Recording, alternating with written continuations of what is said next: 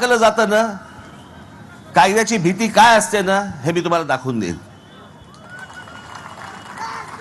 परत या महाराष्ट्रामध्ये परत कुठच्या बाईकडे मुलीकडे कोणी वाकड्या नजरेने बघायची कोणाची हिंमत होणार नाही. याच पोलीस यंत्रणेला सांगणार, 48 तास देणार. मुंबई पोलीस, महाराष्ट्र पोलीस यांच्यावरती माझा पूर्ण विश्वास आहे. 48 तास हातामध्ये दिले ना, साफ करून ठेवतील महाराष्ट्र अख्खा. सगळ्या गोष्टी माहिती असतात, पण कोण घेणार अंगावरती? आज अनेक विषय या महाराष्ट्रामध्ये पडलेले आहेत. महिलांचे विषय आहेत, शेतकऱ्यांच्या आत्महत्या होत आहेत, बी बियाण्यांचा प्रश्न आहे, विम्याचा प्रश्न आहे.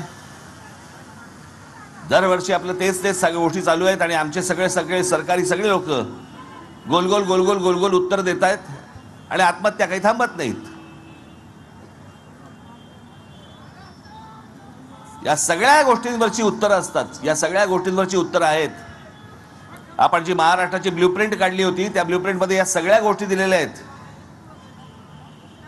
पण तुम्ही माझ्या हातामध्ये ही सगळी गोष्ट दिली पाहिजेत. आज विधानसभेच्या निवडणुका लागल्या आहेत. मी काय फार तुम्हाला इथे भाषण करण्यासाठी आलेलो नाही. मला राजूने सांगितलं होतं इथे स्वागत आहे. जेव्हा केव्हा विधानसभेच्या निवडणुका लागतील तेव्हा लागतील. मी मराठवाड्यामध्ये काल मी 2 जागा विधानसभेच्या काल जाहीर केल्या. गडचिरोलीमध्ये, आज यवतमाळमध्ये इथे आलोय, वणीला आलोय.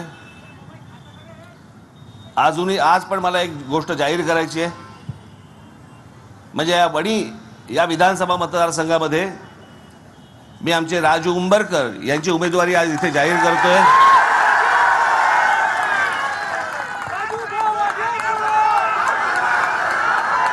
सर्वांनी पूर्ण ताकदीने राजू उंबरकरांच्या मागे उभं राहावं, त्यांना आमदार म्हणून आतमध्ये पाठवावं.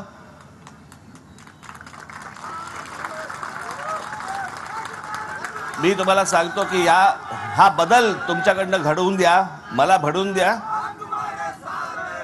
येणाऱ्या विधानसभेच्या निकालानंतर महाराष्ट्र नवनिर्माण सेना ही सत्तेत बसलेली असेल आणि तुमचे जे प्रश्न असतील, मी कसे प्रश्न सोडवतो तुम्हाला माहिती आहे बरं का.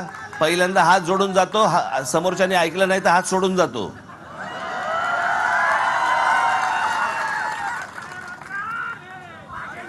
येणाऱ्या विधानसभेच्या निवडणुकीसाठी म्हणून तुमच्या शुभेच्छा, तुमचे आशीर्वाद आमच्या मागे कायम राहो, एवढी फक्त एक अपेक्षा आशा व्यक्त करतो. आपल्या सर्वांचं दर्शन झालं याचंही मी स्वतःला भाग्यवान समजतो. निवडणुका जेव्हा लागतील त्यावेळेला प्रचार सभेसाठी म्हणून मी इथे येईनच, त्यावेळेला सविस्तर बाकीच्या गोष्टी आपण बोलू. तोपर्यंत आपण सर्वांची मी रजा घेतो. धन्यवाद. जय हिंद, जय महाराष्ट्र.